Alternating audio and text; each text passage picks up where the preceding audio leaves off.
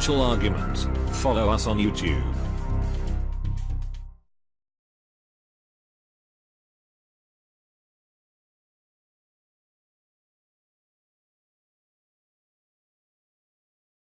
Let's get into the economic collapse financial news. Now, today we can see the market is down once again. It was down on Friday, and we're seeing that the market is having a little bit of trouble trying to get up and running once again.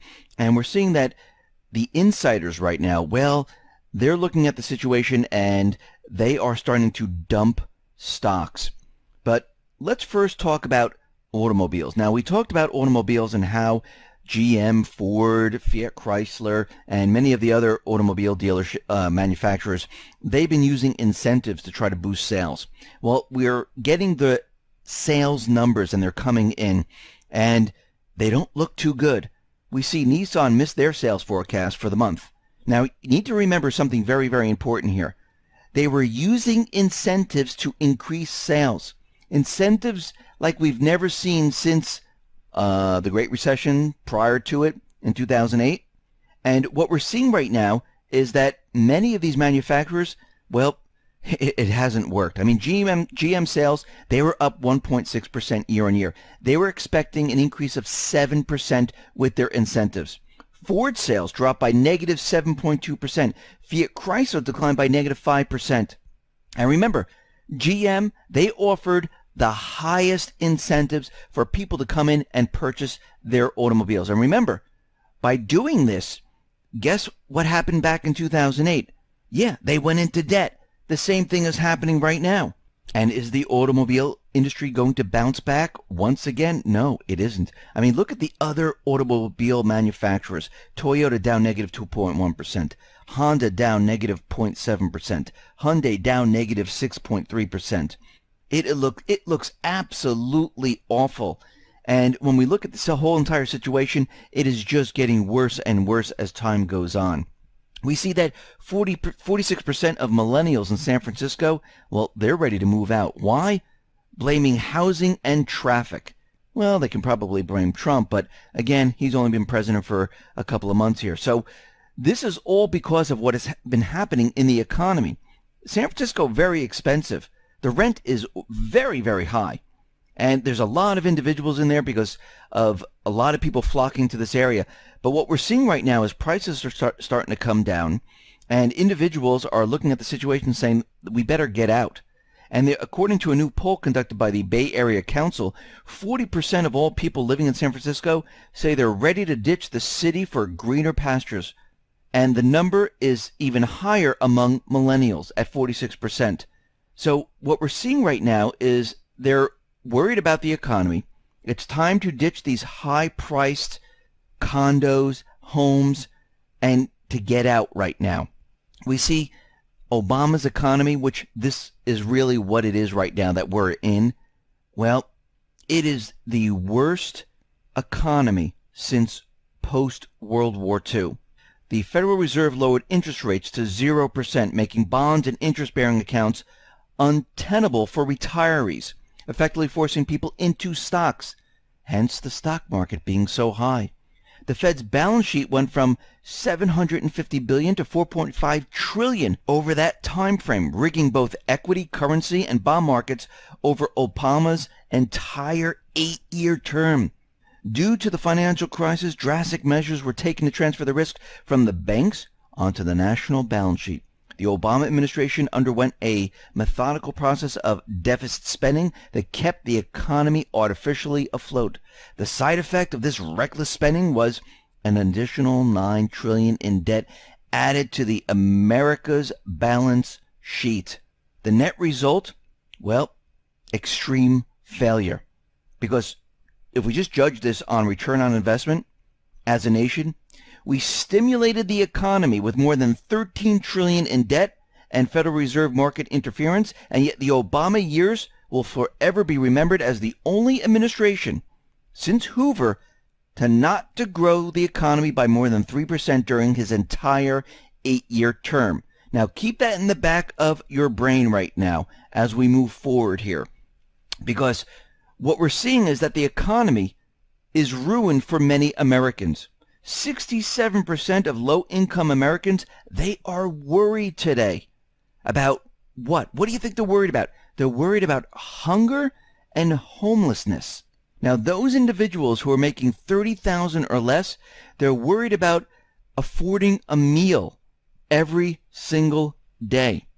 And a lot of people think, well, $30,000, why would they be, worrying about getting food? Well, if it's a family of four, $30,000 doesn't really go that far, because you take away taxes, take away other expenses like car, insurance, and everything else, you're really left with a little bit of money here. And we can see right now that they're very worried about the economy. They're very worried about inflation, because think about this for a second. We know that wages and salaries have been declining. We know that inflation on food has gone up. And what happens here is that the buying power of those dollars continually decreases, making it harder and harder.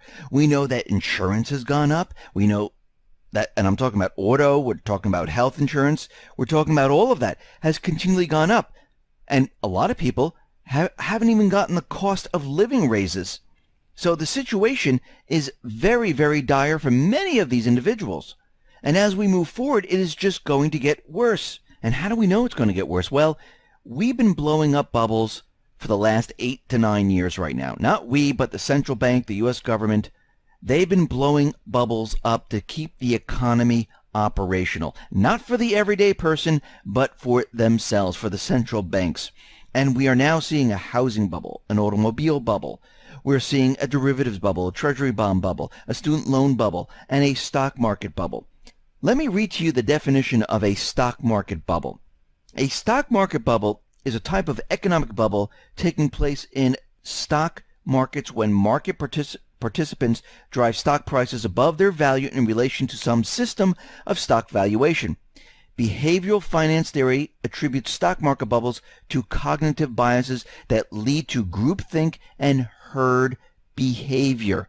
So what we're seeing right now is that the insiders, the central bank, who've been pumping this market up, they've been pumping it up, making everyone think over the 8-9 years that this is going to last forever and it's going to be incredible.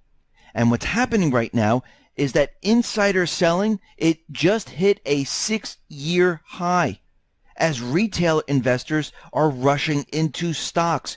When you see this happen, this is a classic bubble signal to let you know things are going to rapidly fall apart very, very quickly. When you see this in the housing market, it's the same exact thing, where you see all those builders and all those insiders who are building and buying all these different homes and stuff, when they start to sell and retail, the mom and pop come in and they purchase these homes, or they think it's a great time to flip, it's a great time to get in because look, we waited it out and we see that the home prices are continually rising and they're starting to get in. We saw this back in 2007 going to 2008. At the end, when people thought, wow, this is going to last forever, let me buy that one more house. And now they have 3 to 4 homes that they're renting out. And they thought, wow, this is going to increase and things are just going to get better and better, without any knowledge or anything showing them that things are rapidly deteriorating. Because when you look at the corporate media, what are they telling you? That everything is fine and everything is getting better. And when you continually follow that type of logic, well, that's when you get burned in the end.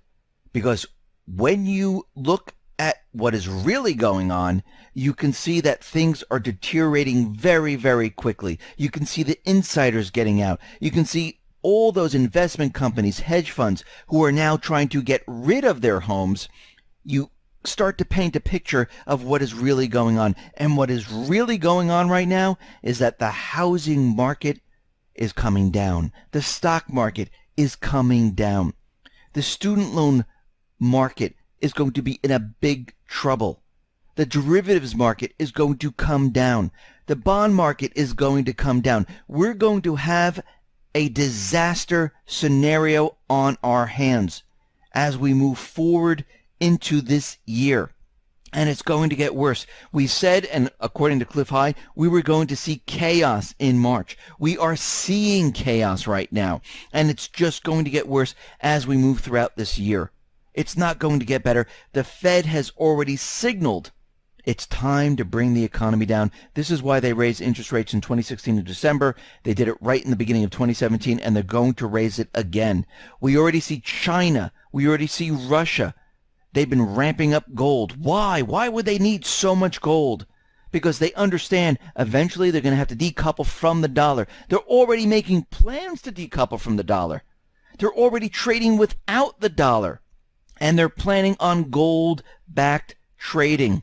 And we can see that this is all in preparation for what is about to happen, where the dollar plummets, it crashes, and the economy is a complete disaster. So everyone at this point, you need to get prepared for what is coming. I know for many of you, it's very, very tight. It's very difficult to go out and say, you know something, I just have an extra $200-300 to go buy precious metals. Or I have this extra money maybe to buy Bitcoin. I personally like precious metals because I like holding the physical.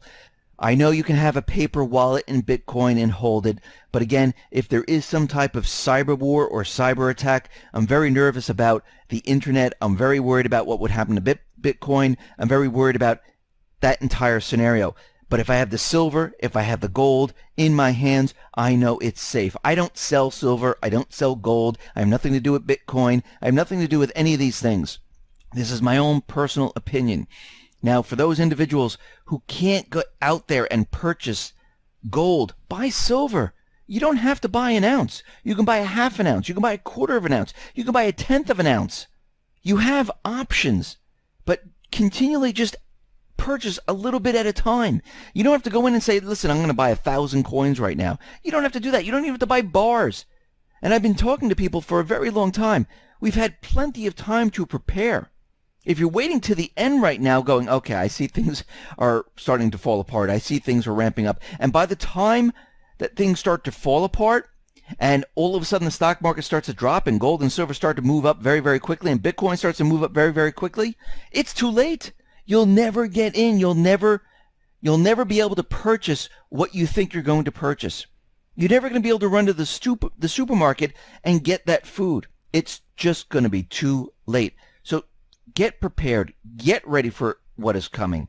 Because we can see right now from all the evidence, from all the indicators that we've been looking at, the economy is prepared and ready. The central bank, they're getting ready to bring the entire thing crashing down. And of course, they'll be blaming this on either Trump or another country because they're not going to take